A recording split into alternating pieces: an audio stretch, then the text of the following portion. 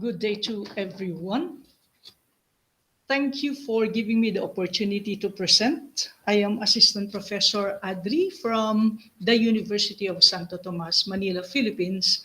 And the title of my research is the UAAP Schools Quality Assurance Program as Correlate to Athletes' Academic Performance and Sports Standing, an input for a proposed enhanced quality assurance athletics program. To begin with the introduction, I say that competitions in almost all fields and organizations are no longer satisfied with just performance. Quality became a hallmark of products and services, a medium to gain competitive advantage. It does not only relate to the end product, but also on the way employees do their job and the work processes they follow. To meet high quality standards, quality control and quality assurance systems should be maintained in order to have or evolve quality management. Quality control is focused on fulfilling quality requirements, while quality assurance is concerned with providing confidence that quality requirements are fulfilled. Curricular programs in higher education institutions includes physical education. With that, Philippine universities deals with student athletes and a group of which form the University Athletic Association of the Philippines or JUAAP. Student athletes are widely recognized as a distinct subpopulation on college campuses with unique challenges and experience. UAAP was established in 1938, a sports association of 8 universities in the Philippines, all located in Manila. Each year, teams from member universities play in 14 different sports. Most of the sporting events have men's and women's division, with the exception of baseball, in which only men participate, and softball, which is for women only. Almost all of the sports also have a junior division in which the associated high schools of the universities participate. Basketball, being the most popular sport in the Philippines, is the most watched and most supported among all the sports. For the theoretical framework, total quality management theory of William Edwards Deming has been universally acclaimed as one of the founding fathers of total quality management, also the leading management thinker in the field of quality. Joseph Juran's theory, responsible for what has become known as the quality trilogy, which is quality planning, quality improvement, and quality control. Ishikawa theory, develop a theory of how companies should handle their quality improvement projects. Self-determination theory of Deci and Ryan considers the intrinsic motivation of individuals of doing something for the pleasure or interest of doing it. Achievement goal theory underlies the primary goal of varsity players to achieve and win, even to the point of gaining championships. My research paradigm: input, process, and output.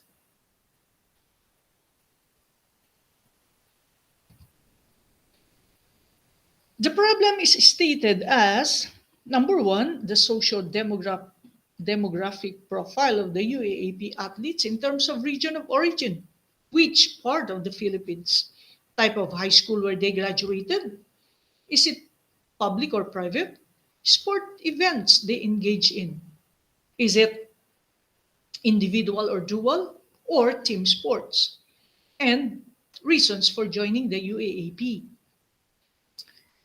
Number two, the perceptions of the student athletes, sports management personnel, and coaches on the implementation of quality assurance program. Number three, is there significant differences in the perceptions on implementation of quality assurance program of student athletes and sports management personnel, student athletes and coaches. Number 4, what is the academic performance of the UAAP student athletes on their current academic years in the course they are pursuing? Number 5, are there significant differences in the academic performance of the student athletes when grouped by regions of origin, type of high school where they graduated, and type of sports event they engage in? Number 6, what is the sports standing of the student athletes in the UAAP? Number 7, is there a significant correlation between the student athletes' academic performance and UAAP standing? Number 8, is there significant effect on the perceptions on quality assurance of the student athletes on their academic performance and UAAP standing? And number 9, what enhanced quality assurance program for student athletes may be proposed as a result of the study? Significance of the study says school programs cater to particular needs such as student athlete program, community development, student organizations, and extracurricular and curricular activities review. It should establish a clear pattern for success and then systematically measure progress along the way. The study will be significant because it will measure the effectiveness of the existing program in achieving its goals and objectives. For the student athletes who are the specific beneficiary of the program, in the hopes that this will boost their morale and interest with positive impact on their academic performance. For the coaches, to be more effective in enabling individuals and teams to broaden, develop, and motivate each other to achieve improvement in their competition by providing feedback. For the sports management personnel, a commitment to quality are needed to emphasize the importance of communicating quality messages to all staff and building a belief in total quality management, which inspires for creativity and innovation for quality, productivity, and competitive position. For the universities, the impact of college sports success on the quantity and quality of students' application. The more champion events you have in the university, the more students will apply for college education. And for the community, wherein club sports have become more popular pastime, the benefit of representing their community on the field or court. Research design. This study is non-experimental descriptive research which look into prevailing situations about the chosen respondents.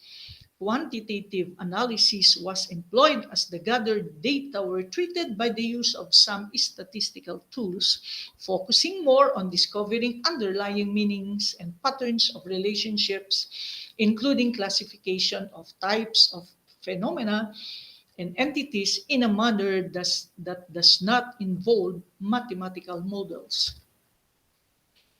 So these are the schools: Adamson University, Ateneo de Manila University, De La Salle University, Far Eastern University, National University, University of the East, University of the Philippines, and University of Santo Tomas. Total population is 3,925 for student athletes. Coaches accounts for 526, and number of management personnel 250. Now, using the Slovian's formula for stratified sampling, so I have student athletes 367, coaches 227, and management personnel is 44. Of course, this is with proportional allocations. Results and discussion, Table 1.1, distribution of the UAAP student athletes by their socio-demographic profile. Regions of origin.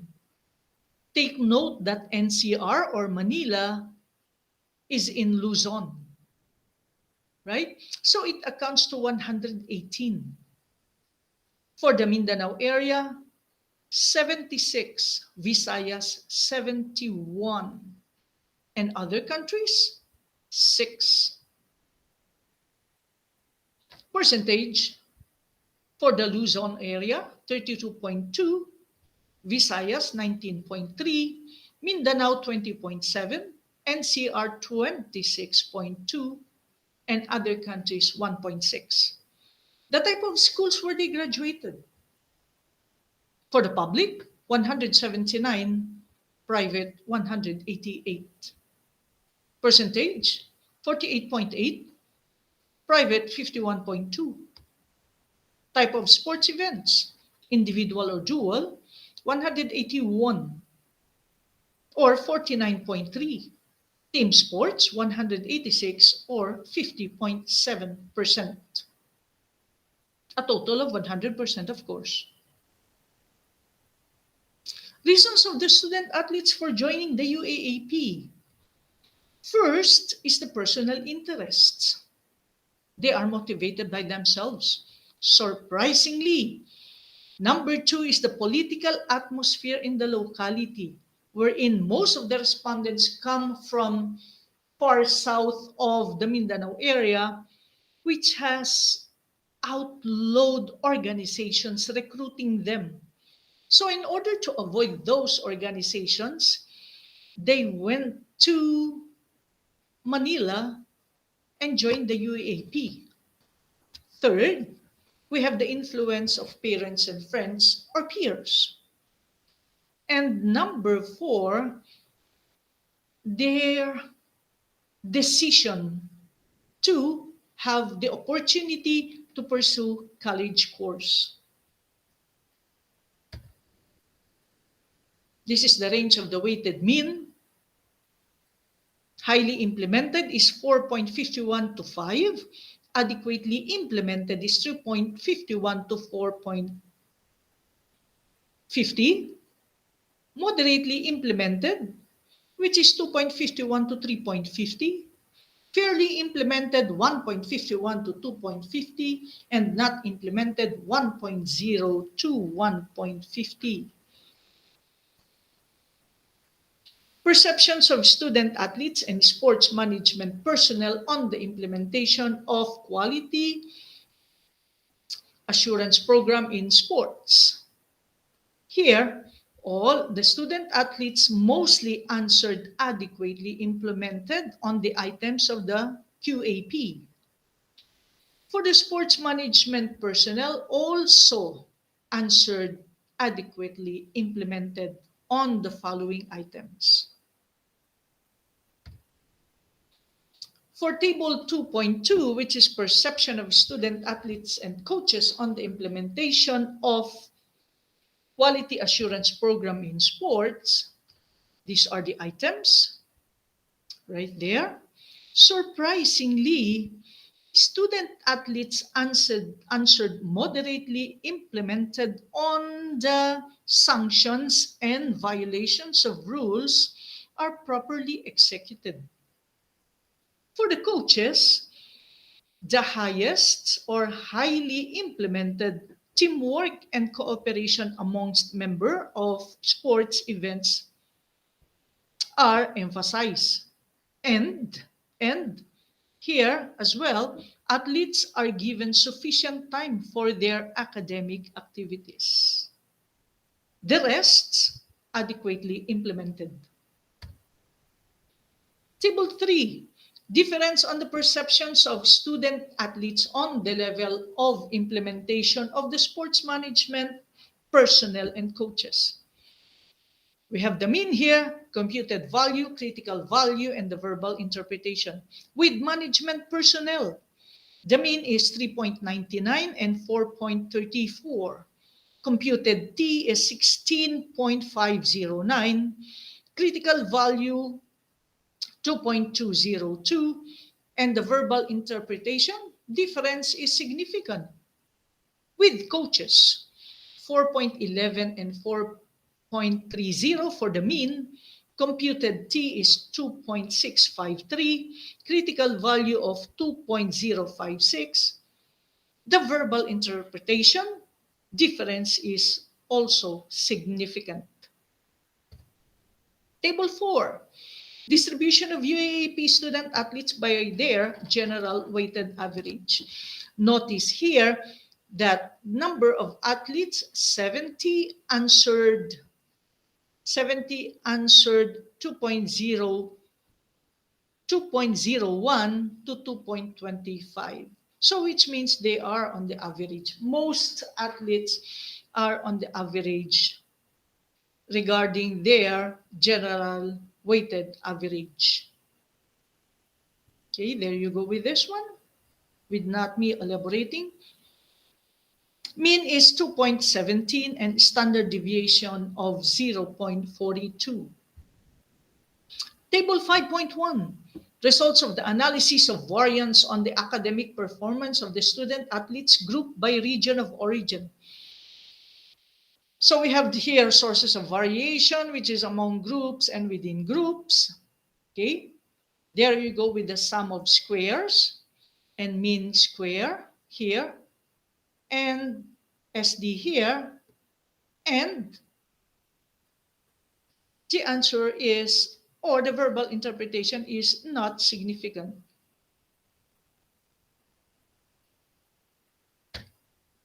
Table 5.2, result of t-test on the academic performance of the student athletes grouped by the type of high school they graduated from.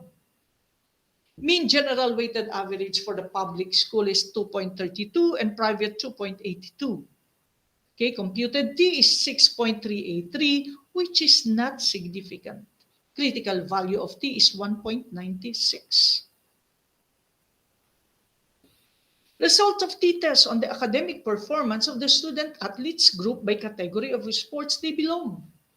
For the individual and dual, mean general weighted average is 1.90 and team sports is 2.09. Standard deviation of 0.45. Likewise, 0.45 for the team sports. Computed T is 2.0 and verbal interpretation is significant. Critical value is 1.96. Table number 6, sports standing of the student athletes in the UAAP.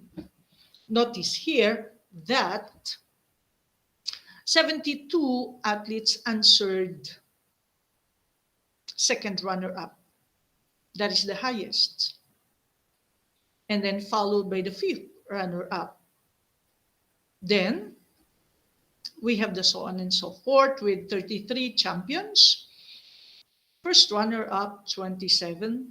Third runner-up, 30. And here are the percentage. Total of 100%. Coefficient of correlation between the academic performance and UAAP standing of the student athletes. Computed value of R, which is 0.502. Critical value of R, which is 0.139, and the verbal interpretation or the value interpretation, significant correlation. Table 8.1, results of the t-test on the B coefficients of X. For the sports management personnel, academic performance 0.338 is not significant. UAAP standing 8.929, significant. For the coaches, 2.109, significant, and 4.286, significant. Critical value of T is 1.96. By conclusions, UAAP student athletes were recruited on the basis of their performance primarily on sports in athletic competitions. They graduated either public or private and were sought countrywide to satisfy their personal interests, to finish a college course, and to escape from various political pressures.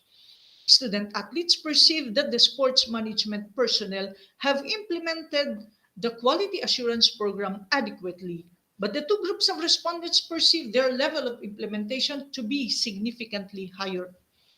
While student athletes are foremost students and secondarily athletes, generally they have average academic performance.